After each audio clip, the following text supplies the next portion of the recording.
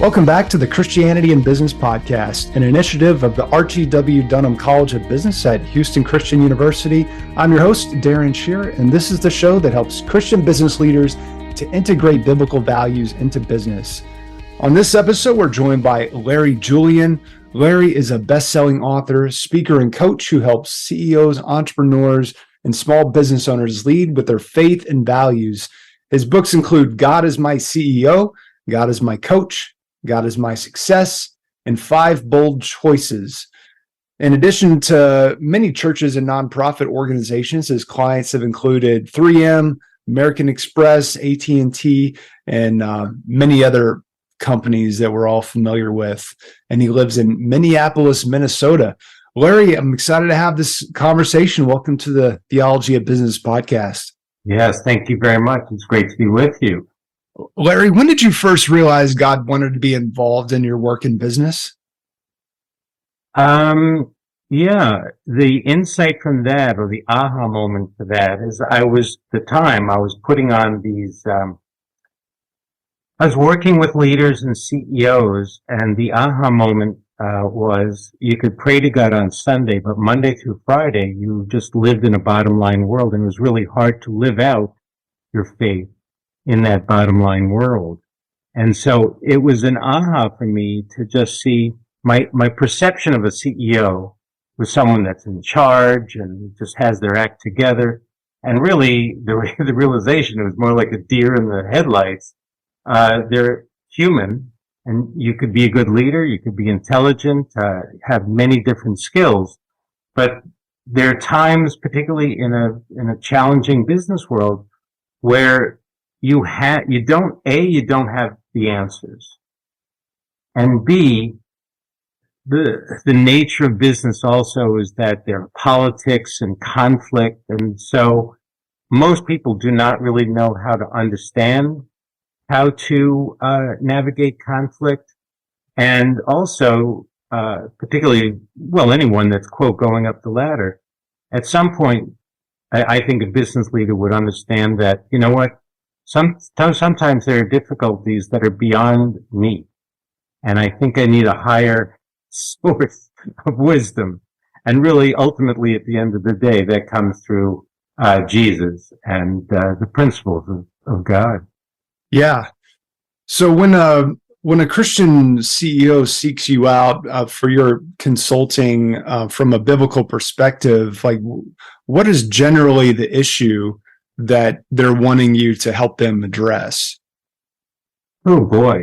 Well, there's a variety of issues. I mean, on just a secular type basis, a lot of it really revolves around oftentimes just conflict resolution in one particular form or fashion. It could be not a difficult conflict, but it's something where you need to have the ability to bring people together, and it's just not coming together. And then there's some pretty serious conflict where you've got people together and it's harming the organization, and it requires bold action.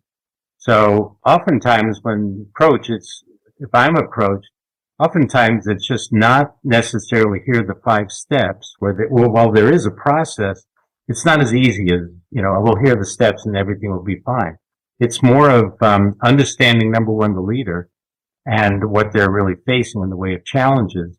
And then really it's a guidance on how they use their gifts and abilities to navigate, but also setting a stage for humility to be open and honest, where oftentimes leaders feel they can't. So it's a combination of many things that could lead to eventual success. And oftentimes it goes, really, the truth about life in itself, even if it's, and you want to be a Christian, it's difficult. And so I think it's important for either leaders to connect on a heart-to-heart basis, as well as have the humility to seek help. Yeah. Can you give us an example of one of those business conflicts that you came in to help mediate, and how you brought in biblical principles to help navigate that? Right. Well, I would put it in 2 parts. initially, if it was in the beginning, there were times where, I wasn't bold in bringing out, Christian principles saying, we'll do this and everything will be fine. I basically, it's through my work of, applying the principles of Jesus and, without, at this point, not even necessarily reasoning, saying, well, Jesus said to do this kind of a thing, but there are certain principles in which you can live out and communicate. Simple things like listening. The concept of servant leadership is putting others first. Mm. And so if, let's say, you're in conflict or there are two different divisions in conflict, the concept of listening to the other divisions, problems, whatever, usually doesn't take the case. It's usually about, a conflict and you're hurting us and stop doing that. So you can interject the principle of Jesus in the most bottom line business world and be successful by applying that.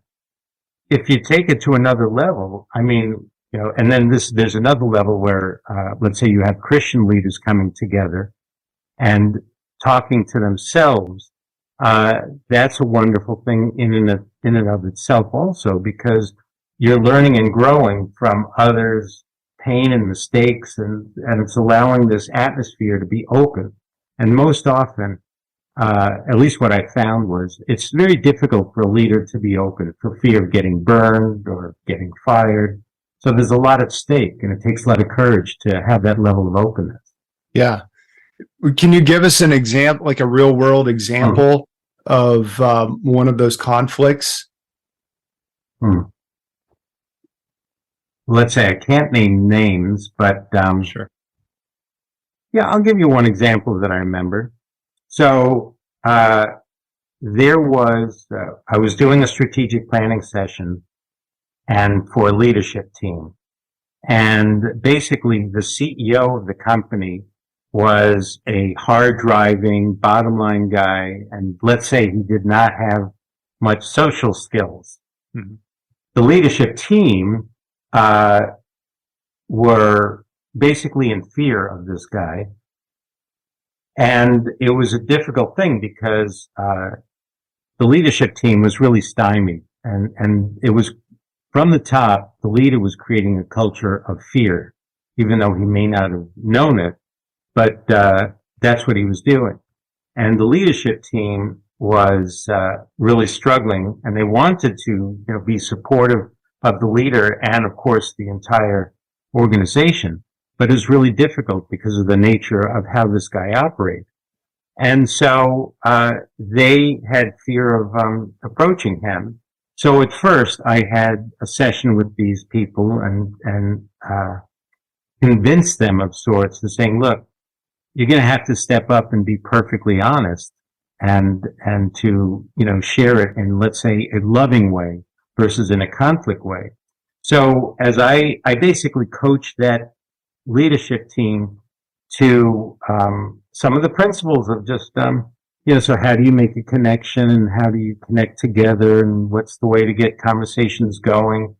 And really at the very core were, the basics of, and again, goes back to Jesus of listening, serve, be more of a servant leader, allowing space to be open and honest, some basic things.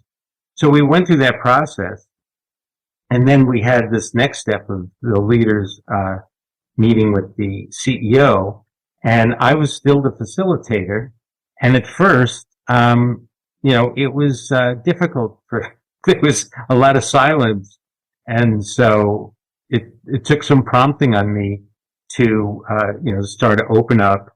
And there was a God moment there where, we're having this difficult conversation. They're talking about these difficult things but they're doing it with courage and with a level of respect. And it was kind of a God moment where the CEO basically, he didn't break down crying, but he definitely came clean as it relates to, he paused these guys were ready to get, like the riot act, from this guy. And he paused and he goes, you know what?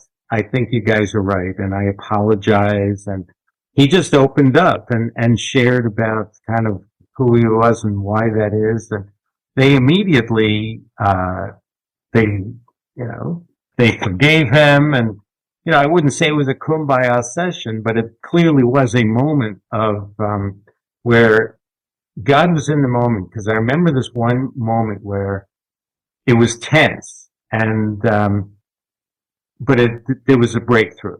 Mm. So that was one, instance. There was another instance, and I'll just share this quickly. So I was doing a team building session between two divisions, and they had been at odds for a long time, and there was a lot of bad blood and fighting between them. And, it was a very difficult conversation to have, to just, break through all the past stuff that's going on, but just to have then some honest conversation. And it's amazing, and I believe this is where Jesus just kind of entered the room, because if you could just set the stage for people to be honest with what they're saying and create a stage of safety for people to say it, amazing things can happen. And, sometimes it doesn't, but there are times that it does. And when it does, it has a major breakthrough and a major influence, because it's something that has a lasting effect. People get it. Yeah. So we should be fortunate when those things happen, but yeah. You got to keep at it. And I know that you did a profile on Ken Sandy in your book, and I'm sure you're familiar with his peacemaker model. Is that one that you subscribe to? I do, and I think that's a great aspect of being a peacemaker is really an important role. Yeah, it's a good thing. I mean, it's great teaching. It really is. Yeah, so, could you, for our listeners who might not be familiar, could you just kind of briefly outline that and how you've implemented that? Well, for me, I mean, I've kind of, I will start first. I'll just relate it to me personally is what I go through.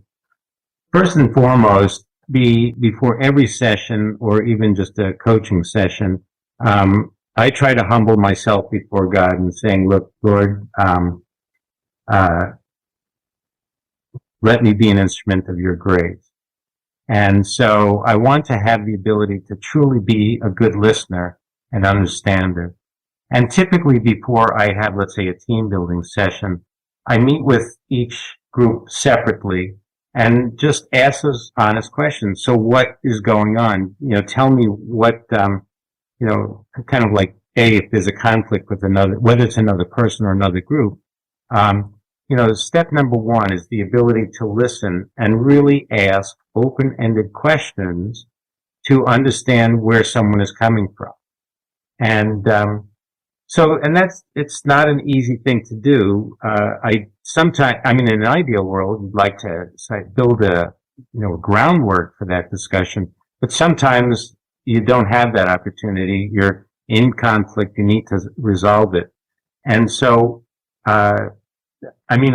before the meeting takes place, I meet with both parties, understand where the leader's coming from, understand the issues that are underneath or what they communicate to me, and then understand, so where do you want to go? What is the goal? So what do we want in terms of, with us coming together, what does that goal look like? And what are the benefits of that? Where are we going as a result? So I do that with both particular groups. I do my listening with both particular groups.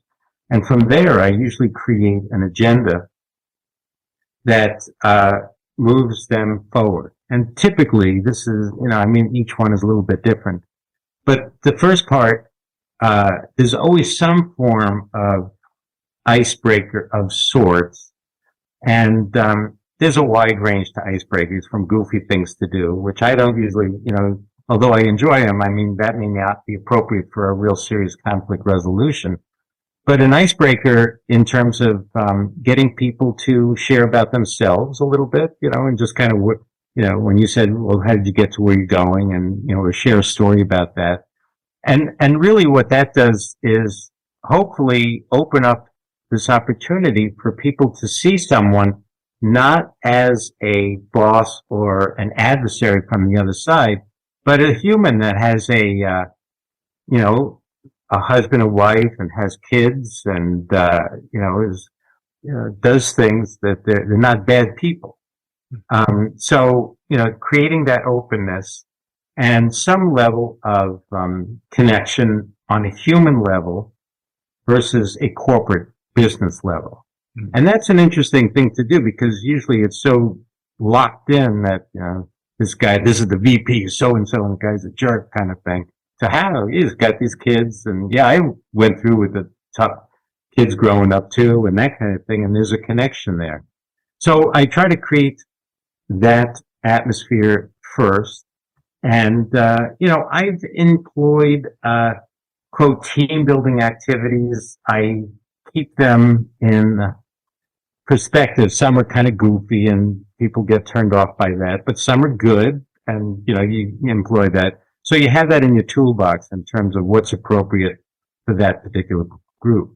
So, if I've done my homework and I've learned about both parties, they've shared with me the different things that are going on, and then I create an agenda that just, brings them from point A to point B, from getting to know each other to then getting the issues on the table and eventually having a discussion around those issues and collecting them.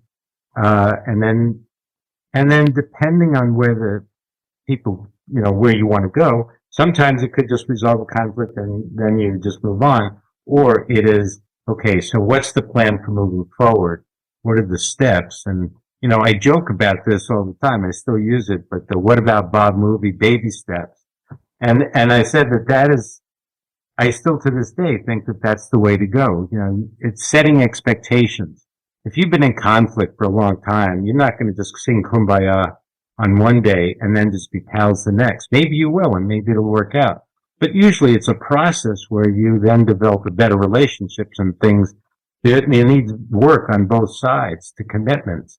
So I say baby steps, go back and start doing the little things that are building trust back in the relationship. So yeah, it's a journey. Sure. I think one of the most powerful steps in that peacemaker process is to take the log out of your own eye. Right. Like he talks about, and That's right. That's right. As a facilitator, as a mediator, how do you help the different parties take the log out of their own eye, as Jesus said? That's right. Well, and this is for me personally, I first thought absolutely correct. And I take the log out of my own eye. So I try to set the stage and, let's say, just for me, in terms of, now, even though, let's say, I'm not part of the group and conflict, I will share something that shows some vulnerability to how I got to where I am or some imperfection. Starting with the log out of your own eye, it's a tough thing, but it's such an important first step. There are people that have strong egos and they cannot, it's difficult for them to just start out with, you know what? I made a mistake. I'm sorry. It's in an ideal world, it would be good to just, get to that moment as quickly as possible. But it's a process. I think that it's a process and a journey. And if you could just start small by, opening up or even saying, you know what, I don't want to go there now, but let's at least agree on this part and going from there. But it is, take it a step further. Just in general, I would propose to all leaders, all people, we all have, well, I'll start with just myself. There's always an internal battle between humility and control. And, we all have it to some degree. And in general, I would say, just because we're human, we have a tendency to lean on the controlling part. It's the thing that we're in control of. And so the humility part really is, you, A, understand that you may have a weakness, and B, you may feel a little difficult to, I don't want to be vulnerable. But ultimately, at the end of the day, if you just bring in, your relationship with the Lord, the ideal situation, no matter what, is you have to start with humility. It's sort of like, okay, I'm in a partnership with God, and I've always had that creative tension, and I always have to keep it in its right balance, because I have a tendency to go, I got it from here, God, and then, things go awry. I think what I've learned in my old age, particularly in my old age, is I'm losing memory, I'm not as fast as I am, and those kind of things. The more I'm depending on God, the more the humility that I have, which in turn, even though I may not be as quick and bright and fast as I was before, maybe I have some more humility and wisdom and discernment. I'm not sure that can help in a certain way.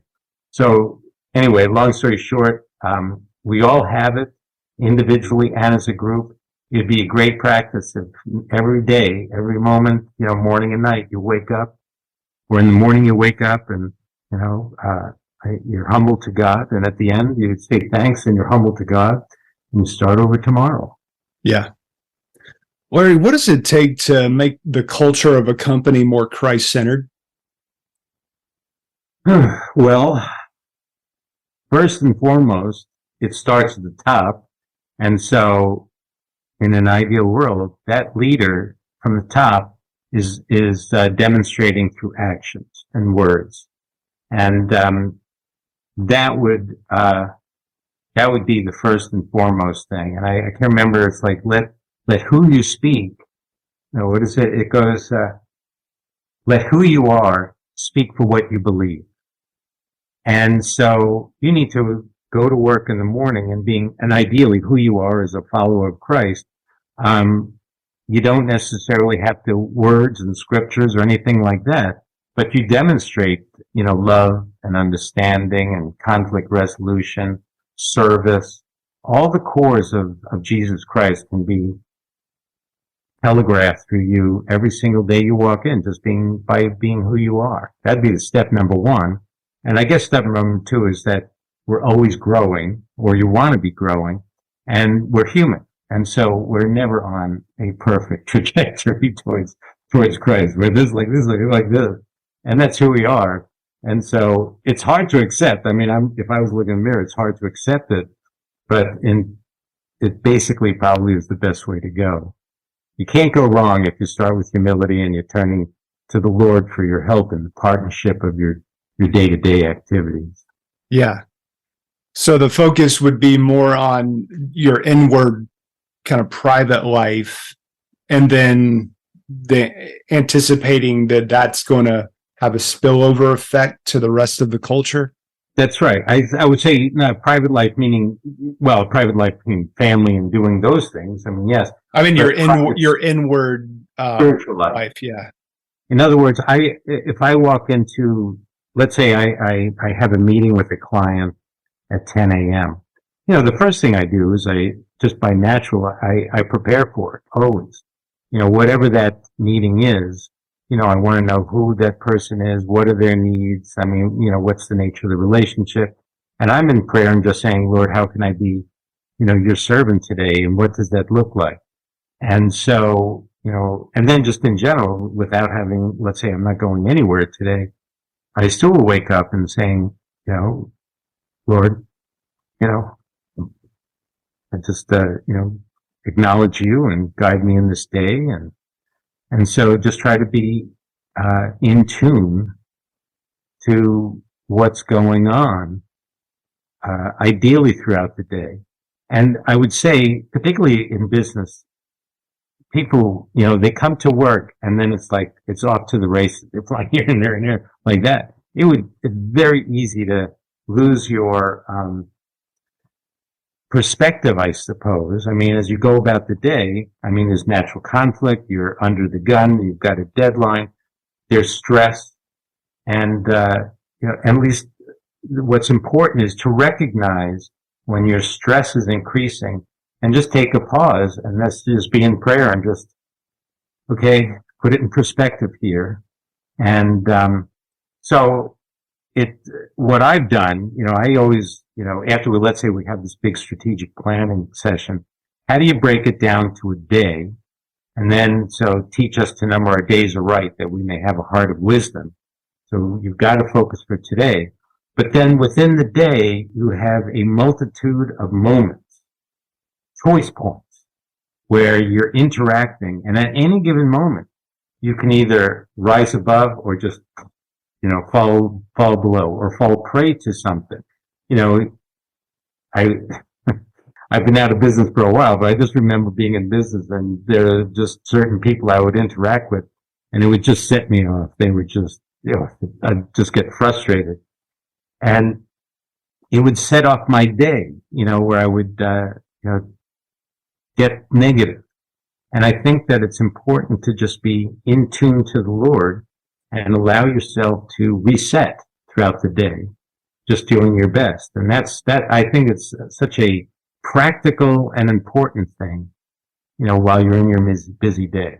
Being the best you can be, but being the best you can be with the guidance of the Lord as your partner. Yeah. But in terms of, so influencing the culture and really if my goal is to make my workplace, my company more Christ-centered, do you think it's enough to really just focus on sort of yourself? Because, I'm thinking in terms of just the way that the godless influences on our culture as a whole are so aggressive about advancing that agenda. Right. And just really rewriting the narratives about society and so forth. Is it enough for Christians to just sort of continue on with the St. Francis of Assisi quote as being the really the guiding principle, the operating principle for faith in the workplace? I'm referring to share the gospel always, if necessary, use words, which is to say, if necessary, actually be proactive about making changes to the culture that you influence. Right. Right. What are your thoughts on that? If in terms of, let's say being more proactive, first of all, I would start that we all have different personalities on how we communicate with others and approach others. And also I had many different discussions / debates with there are certain Christians that really need to, get out in front and share the gospel and try to, and again, you have to look at the context. Are you doing it just within the world outside of business or inside business? And so generally, at least what I found when I was in the business world, there was definitely a danger to be proselytizing or to try to, being overt, in sharing your faith. And there was a sensitivity about that. At the same time, that's why I said, at least at step number one, at least have the way you conduct your business and how you conduct your business does reflect Jesus Christ. And so beyond that, though, for those people that, everyone has a different level of boldness, there's nothing wrong with either let's say in their assertiveness, they want to create a faith-based group outside the company, or it could even be within the company. If the person, let's say a small private company or what have you. And so, each of us have a level of boldness on how they want to share their faith. And I would encourage one way or another, however that you want to do that, I think that you should, keeping in mind that you want to, respect all. And so I think as long as you're appropriate on how you're communicating it and how you're gathering, and I would say that depending on the person you are, you go. Some people will be full boat and be open, and go from there. And some people prefer to be more quiet and go that route. But I think either way, I think that it's an important thing to be able to share your faith, or at least connect with people, and you can do that more openly by just being open and asking questions. Yeah. And that's the other thing, is that oftentimes I've always gone with, as a facilitator, I've always found asking questions more powerful than making statements. I guess that's the way that I viewed it, because sometimes you make a statement and it elicits a pushback. Mm-hmm. If you ask a question, it allows people to think and respond in their own way. And it just seems to be, at least for me, it's always been a better way to approach things. Yeah. Yeah. I think the problem is the way that if we're wanting to share our faith, which we should, doing it in a way that is basically irrelevant and kind of tone deaf to the workplace situation. And, and what I mean by that is, I'm going to start out getting into debates with my coworkers about, creationism versus evolution, and all of these kinds of things, as opposed to a more winsome way to go about it is to let people know why you do things the way that you do them. So that's sort of making the connection between your behavior and the example that you set. And like Simon Sinek says, people don't buy what you do, they buy why you do it. They need to know why you do it. It's not just enough for them to see what you're doing. At some point, they need to know why you, like I just had a consulting call with a YouTuber yesterday who has got just a massive platform, and he wanted to have a chat about just staying above board with his marketing strategies and the way that he writes his sales emails, and not wanting to be deceptive or anything like that when it comes to limited time offers and all of these kinds of things that content marketers have to deal with. And so he wants to make sure that his actions are lining up with his message. Right. So, I think you make a great point here on the why you do it. I think that's a great way to go. Yeah. When you get at that. So yes, I support that 100%. The why, it can open up just a great conversation, and so yeah. Be ready to give a reason for the hope that's within you. Which is not just about going through the Roman road and getting somebody to pray a prayer of salvation, but they want to know, why do you conduct yourself in this type of a way in the workplace? And that example is incredibly powerful, because ultimately what we're trying to do is not, as you said, proselytize. The goal is to make disciples, right? And the goal is to disciple the entire culture, because that culture is discipling people. The culture is leading people in a particular, and certainly the leaders have the most significant influence over that culture. But we all do, regardless of what level of the organization we're stewarding.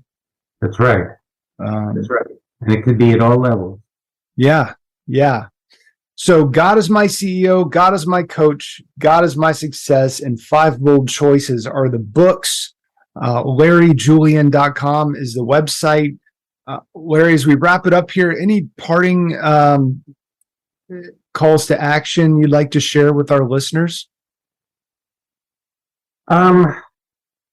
Yeah, I guess if any parting words is, well, one, I would say goes back to, I've been using it forever, but Proverbs 3, 5, and 6 about trust in the Lord with all your heart and not on your own understanding. In all your ways acknowledge him and he'll direct your paths. I would say that still is such a core basic, just starting with trusting in the Lord with all your heart. And the operative word is all. This is 97%. And the other, what I like about it is about leaning not on your own understanding. It took me a while to, kind of reconcile that, but it was kind of more like,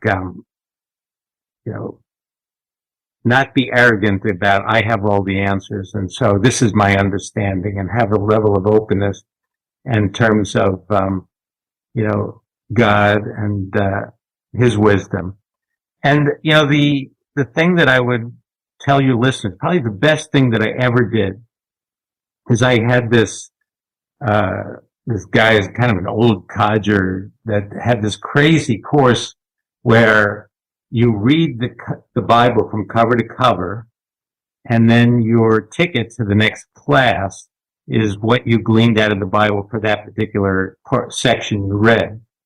And it was a 1-year course where literally I not only did I read something, but I wrote, what I gleaned from the Lord. And when I look back, that was the impetus and the influence of writing all these books. Because I wasn't a writer. I never even liked to write letters. But what it did do for me is, number one, okay, it's not just reading something, but then when I had to write it, it allowed me to just write from the heart. I wasn't writing to get an A. I wasn't writing to persuade people. That was when I first started to just write from my heart. And then, and I'll just share this, it's right here. So that became this profound thing when I was writing. Literally, I felt the Lord. I was closer to the Lord as I was writing. And sometimes it would get very slow. Just allowing this to happen. So during that process was the calling to write God is my CEO. And it really was the craziest thing. I didn't know how to write at all. I never wrote a book. I didn't like to write letters, but I felt this call to write this book because I saw how business leaders could pray to God on Sunday, but Monday through Friday went to another culture. And so I tested myself. Is this because of ego, or is this, are you really right calling me? So I felt it, and I go to the local bookstore, and it's this, you see this little black book here, and it was blank. And so I was so naive to the point that I said, okay, what I'll do to write the book is I'll just put in different chapters and then start to write in and fill in the book. And what turned to be what I was just so naive, turned out to be a several year walk in the desert of trying to get this book published, as well as my wife and I were trying to have a child, and going through, from months to years of just constant disappointment. And so I first started, and again, I put in the different outlines, and then like any book, you write a personal dedication. So I did, and I write, in terms of I'm writing to the Lord, and this is to you, and I'm dedicating this book to you. And really what it turned out to be, instead of this dedication, that 1-page dedication, it just was letters to the Lord. And it was letters to the Lord about just pouring out that, my struggles. It just, this was not the intention. The intention was, I'm just communicating with the Lord, here's my day.